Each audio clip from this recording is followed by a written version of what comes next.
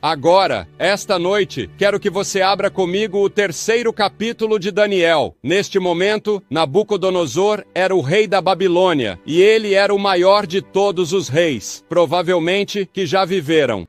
E ele conquistou Jerusalém e levou alguns cativos judeus. Entre os jovens, muitos deles na faixa dos 15 a 18 anos, eles eram inclinados cientificamente. Ele os leva de volta à Babilônia para treiná-los a ajudá-lo, enquanto constrói seu império, muito parecido com os soviéticos e os americanos após a Segunda Guerra Mundial. Eles levaram cientistas alemães, lembro que um deles foi Wernher von Braun, que fez uma grande contribuição para o poder militar americano.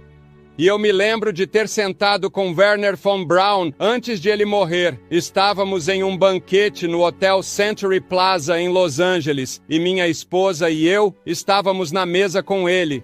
E ele nos contou como, intelectualmente, chegou a acreditar em Jesus Cristo como seu Senhor e Salvador, não apenas pela fé, mas ele se convenceu de que havia um Deus, e isso o levou a estudar a Bíblia e o Novo Testamento, e ele veio a conhecer Cristo como seu Salvador. Agora, entre os cativos de Nabucodonosor, havia um número de jovens, judeus de destaque. 4 deles são mencionados nesta passagem: Daniel, Mesaque, Sadraque e Abednego.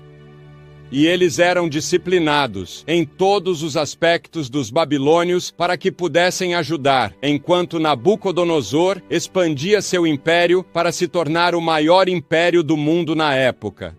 Agora Daniel, Mesaque, Sadraque e Abednego conheciam a disciplina assertiva desde cedo, porque, como já ouvimos na escritura que nos foi lida por John Wesley White, eles se recusaram a comer da carne do rei e a beber do vinho do rei, porque a carne do rei havia sido oferecida a ídolos, e eles sabiam que isso era contra a lei de seu Deus. Agora eles estavam a 1.500 milhas de casa. Quem saberia? Quem se importaria? Mas eles sabiam que Deus estava observando, e como jovens, dedicaram-se e comprometeram-se totalmente a Deus. Agora Daniel teve um sonho, e ele chamou os astrólogos, os adivinhos, os cientistas e todas as outras pessoas, e disse: digam-me qual é o sonho. Nabucodonosor teve o sonho. E eles disseram: conte-nos o sonho. Ele disse: não posso. Se você não me contar, vou mandar que vocês sejam cortados em pedaços. Garoto, isso os fez estudar, trabalhar e tentar responder. Não podemos dizer, sem o sonho, não podemos interpretá-lo. E assim Daniel chamou um dos guardas e disse: eu posso interpretar o sonho. Deus me revelou isso. Meu Deus me revelou. E ele foi ver Nabucodonosor e disse: não mate todos os astrólogos, os adivinhos e os sábios da Babilônia. Eu vou te contar o sonho e vou interpretá-lo. Ele disse: o que você sonhou foi o sonho de uma grande estátua, e tinha uma cabeça de ouro, e seu peito e seus braços eram feitos de prata, as coxas e o estômago eram feitos de bronze, tinha pernas de ferro e pés de barro misturado com ferro, ou ferro misturado com barro. E Nabucodonosor disse: isso mesmo, Deus te revelou. Agora qual é a interpretação? E assim Daniel interpretou e disse: você, Senhor, é a cabeça de ouro. Você é o maior império, o maior rei que já existirá, e então diminuirá até o fim da história. E então virá a pedra cortada sem mãos, e esmagará a imagem, e ela cairá cambaleando. Em outras palavras, Deus estava dizendo a Daniel que todos os impérios do mundo algum dia falharão, e apenas o reino de Deus irá sobreviver. E foi isso, mas esse é o 2º capítulo. Agora chegamos ao 3º capítulo, a outra imagem. Nabucodonosor se tornou muito poderoso, muito egotista, como homens de poder costumam ser. E assim ele decide que vai construir uma estátua para si mesmo, uma grande imagem, com 30 metros de altura, feita de ouro, e ele convoca milhares de seus súditos de muitos dos países do Oriente Médio para virem à planície de Dura. E lá ele diz: eu quero que, quando vocês ouvirem o som da trombeta, e ouvirem a música tocar, e virem as bandeiras entrando, e virem a marcha dos soldados, eu quero que todos vocês se prostrem e adorem a imagem. E se vocês não o fizerem, eu vou jogá-los nas chamas. Veja, a religião falsa não hesita em usar a força. A Bíblia ensina que Satanás é o Deus deste mundo. Ele é o príncipe e poder do ar. Ele é o príncipe deste mundo e usa a força para fazer as pessoas acreditarem em coisas estranhas. Estamos vendo a força sendo usada por grupos religiosos hoje em dia em todo o mundo, à medida que as tensões aumentam em uma escala tão rápida que não conseguimos acompanhá-las. E nós vimos, mesmo nos últimos dias, coisas acontecendo que nunca sonhamos que aconteceriam, mas elas estão acontecendo. E parece que o mundo está correndo loucamente em direção à Terceira Guerra Mundial. E a Terceira Guerra Mundial será o Armagedon. Os 4 cavaleiros do Apocalipse já estão montando. Eu posso ouvir o som de seus cascos. E a menos que nos arrependamos e voltemos para Deus, eles virão com toda a sua guerra, sua destruição, a fome, as doenças, a morte e o inferno que trazem consigo. Ele ordena que adorem a imagem. Mas Cristo também foi solicitado a adorar a imagem. Ele foi convidado a se curvar e adorar o diabo em Mateus 4. Mas Jesus não discutiu, ele não debateu. Ele disse: está escrito. Tudo o que ele fez foi usar a palavra de Deus. Essa é a razão pela qual é importante memorizar passagens da Bíblia, porque ele apenas a usou como uma arma. E ele disse: adorarás ao Senhor teu Deus e só a ele servirás. Deus disse no primeiro mandamento dos 10 mandamentos: não terás outros deuses diante de mim. Jesus disse em Mateus 6, ninguém pode servir a 2 senhores, pois ou ele odiará um e amará o outro, ou se apegará a um e desprezará o outro. Você não pode servir a Deus e ao materialismo ao mesmo tempo. Você tem que escolher. Essa é uma escolha que cada pessoa nesta sala terá que fazer. É uma escolha que cada pessoa assistindo pela televisão terá que fazer. É uma escolha que cada um de nós tem que fazer. Entre se curvar às coisas deste mundo que são más e erradas e se curvar diante do verdadeiro e vivo Deus. E as imagens que Satanás chama os jovens a se curvarem hoje: orgulho, luxúria, muitas outras coisas. Daniel, Mesaque, Sadraque e Abednego contiveram seus desejos em situações de tentação e disseram: não, não. Nos curvaremos à imagem. Agora Nabucodonosor poderia destruir o corpo, mas não a alma, e Jesus advertiu sobre aqueles que poderiam destruir o corpo e a alma. Em Mateus 10, ele disse: e não temais aqueles que matam o corpo, mas não podem matar a alma. Temais, porém, aquele que pode destruir tanto a alma quanto o corpo no inferno. Você tem um corpo, vivendo dentro de você está sua alma, seu espírito. Essa é a parte de você que viverá para sempre. Parte de você que se lembra e sente, você verdadeiro viverá para sempre. E Jesus disse: tema aquele que pode destruir tanto o corpo quanto a alma. Esse é o diabo, porque o inferno foi criado não para você, mas para o diabo e seus anjos. E se você persistir em se curvar às imagens deste mundo e rejeitar o verdadeiro e vivo Deus em sua vida, então você seguirá o diabo para o inferno. Agora, desobedecer aos comandos de Deus é chamado de morte espiritual e eterna. Agora, esses 3 hebreus não se curvaram. Eles se mantiveram em pé. Eles eram os únicos entre os milhares que estavam lá, das diferentes línguas, nações e etnias de todo o mundo daquela época, que vieram se curvar diante da imagem de Nabucodonosor. Eles ficaram rígidos, assim como varas. Eles não se curvariam. E claro, foi imediatamente relatado ao imperador. Agora, as alternativas diante deles poderiam ter tomado um caminho alternativo. Primeiro, eles poderiam ter se curvado e evitado problemas. Isso teria comprometido tudo em que acreditavam. Eles poderiam ter racionalizado e dito que era seu dever seguir o rei. E esse é nosso primeiro dever. Mas eles tinham uma lei superior, eles tinham os 10 mandamentos, eles tinham Deus. Em segundo lugar, poderiam ter dito que é apenas uma questão de forma. Afinal, a religião é uma questão do coração. Deus sabe interiormente somos fiéis a Ele, mesmo que exteriormente nos curvemos à imagem. Ou eles poderiam ter ficado dentro de casa. Isso teria sido covarde. Eles tiveram a oportunidade de testemunhar para milhares e aproveitaram a oportunidade para fazê-lo. Jesus disse: aquele que ama pai e mãe mais do que a mim, não é digno de mim. A Bíblia diz: se os pecadores te atraírem, não consinta. Não sigas a multidão para fazer o mal. Então eles poderiam ter dito: estamos longe de casa. Deus não espera que vivamos como vivíamos em Jerusalém. Quem vai saber? Quem vai nos ver? Ou poderiam ter dito que estavam obrigados ao rei, e estavam. Ele tinha sido muito bom com eles. Ou eles poderiam ter se recusado a se curvar, o que fizeram. Eles se recusaram a se curvar. Escolham hoje a quem vocês servirão, diz a Escritura. A quem você vai servir?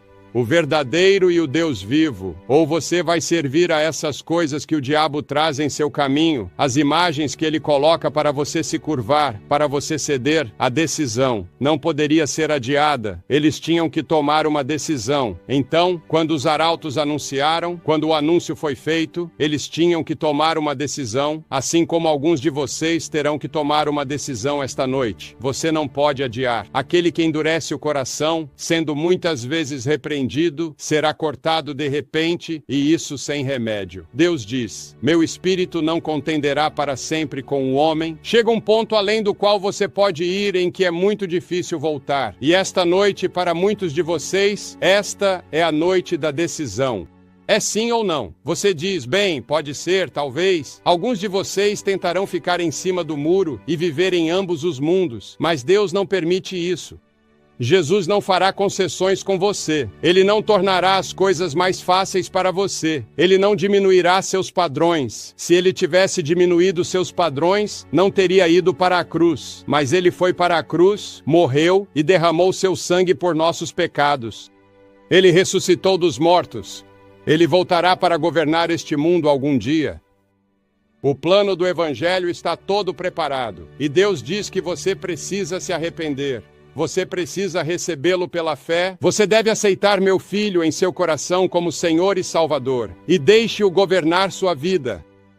Se você quer entrar no meu reino, sim. Eles se recusam a se curvar ao diabo e a ceder ao diabo. E se isso custar alguns prazeres para salvar sua alma, não seria melhor ser lançado na fornalha ardente aqui, do que ter tanto o corpo quanto a alma lançados no inferno para sempre? E quando a sua provação chegar, e ela vai chegar, se você é um verdadeiro cristão nascido de novo, se você está seguindo a Cristo, você será testado, tentado e abalado como nunca foi antes. Quando chegar o momento, haja.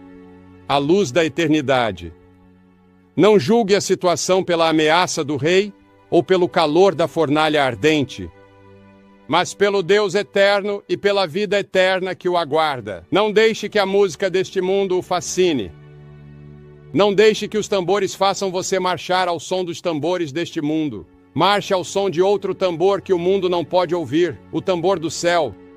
Marcha pelos passos ordenados pelo Espírito Santo e estabelecidos pelo exemplo de Jesus. Esses jovens corajosos desafiaram a fúria do tirano enfurecido, e porque viram aquele que é invisível e tiveram respeito pela recompensa do prêmio, creram.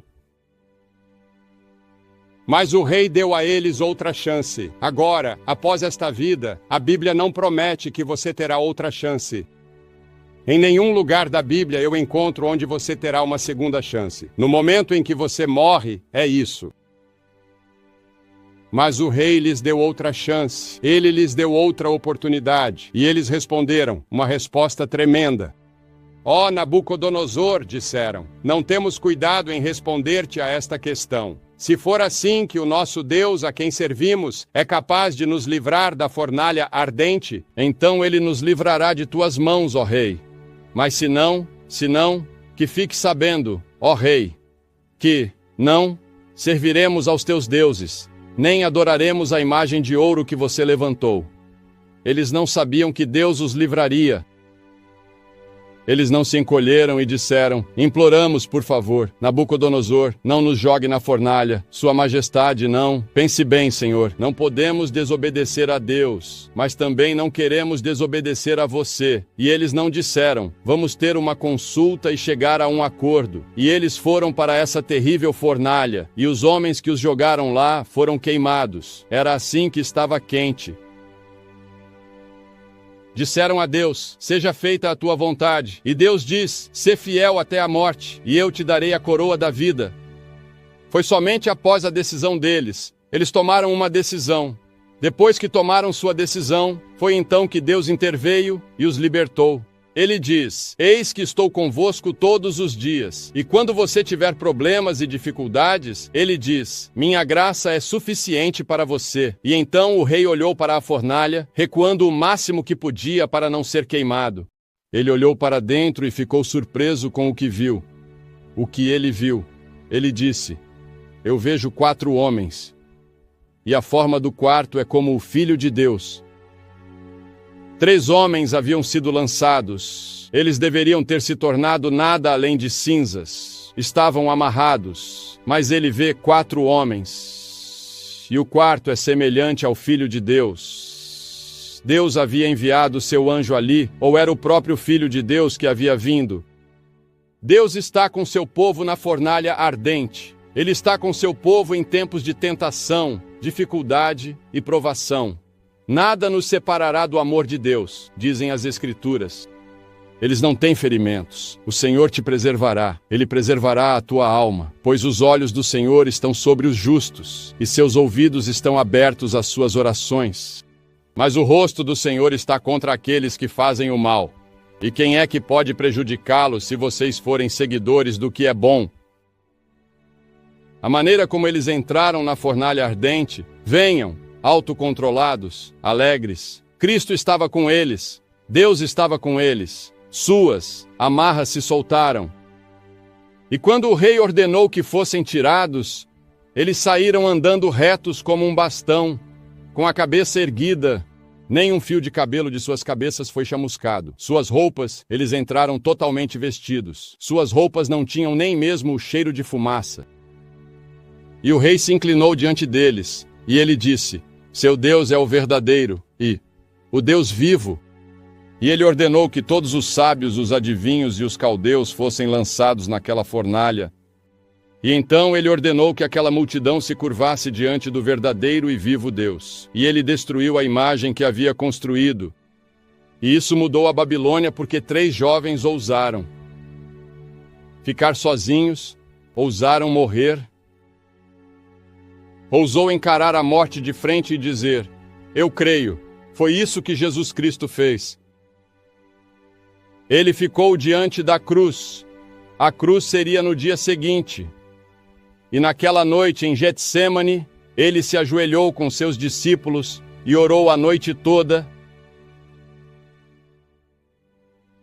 E ele suou gotas de sangue.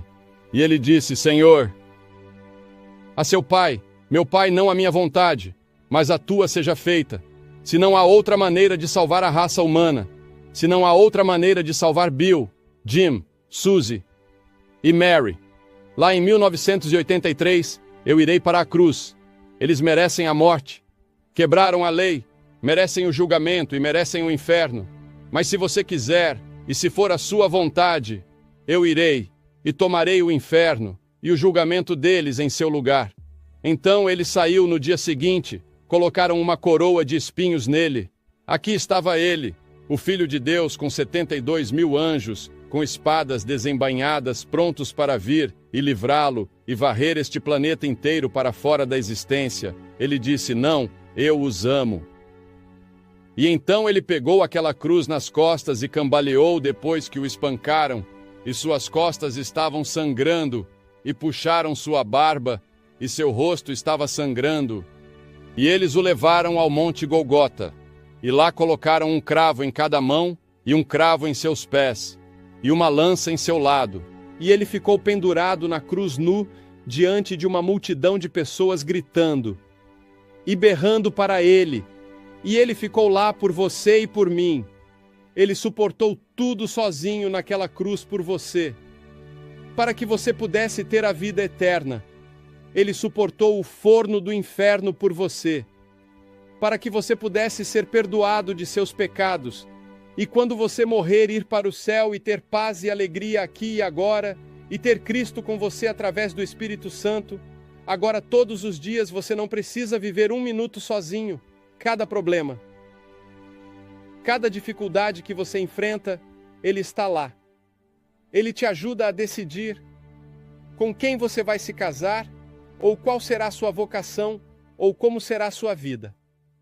Ele te ajudará em seus estudos, ou te ajudará em seus relacionamentos com outras pessoas. Ele está lá para ajudar a aliviar seus fardos aqui e agora. Isso além da vida que está por vir. Ele dá tanto a vida aqui e agora, quanto a vida que está por vir. E tudo isso é seu, se você colocar sua fé e confiança nele. Você pode perguntar, bem, o que eu tenho que fazer? 3 coisas. Primeiro, arrependa-se de seus pecados. Quantos de vocês aqui esta noite poderiam me dizer o que é arrependimento? Você acha que realmente conhece Cristo, não acha? Você vai à igreja, você foi batizado, você frequentou a escola dominical, mas você provavelmente nem sabe o que é arrependimento. Arrependimento significa mudança, a mudança da sua mente, a mudança do seu modo de viver. Se quando você veio a Cristo, sua vida não mudou dramaticamente ao longo do tempo, então há algo errado com essa decisão. Eu era o líder dos jovens na minha igreja, mas eu realmente não conhecia Cristo de uma maneira pessoal.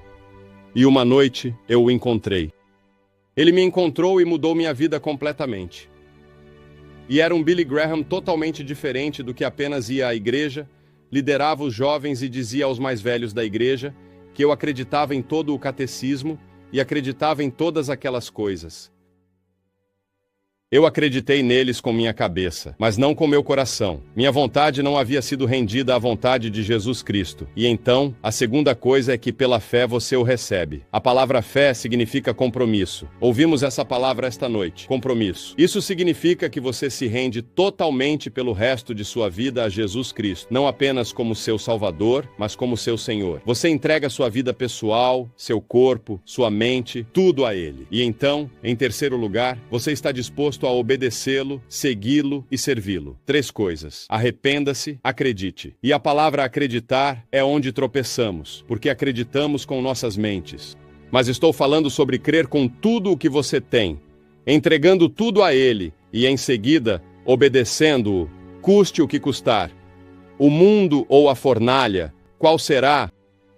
Porque há um julgamento por vir. E se você tomar essa decisão esta noite, eu vou pedir que você se levante do seu assento. Temos visto várias centenas todas as noites fazerem o que eu vou pedir que você faça. Vou pedir que você se levante do seu assento e venha ficar em frente à plataforma e diga, ao vir simbolicamente, eu me arrependo do pecado. Eu recebo Cristo da melhor maneira que sei.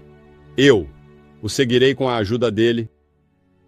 Vou pedir que você venha e fique aqui. E, depois que você vier, vou dizer uma palavra a você, ter uma oração com você e vamos lhe dar algumas literaturas para ajudá-lo em sua vida cristã. É um compromisso de vida inteira com Jesus Cristo. Rápido, venha, vamos esperar.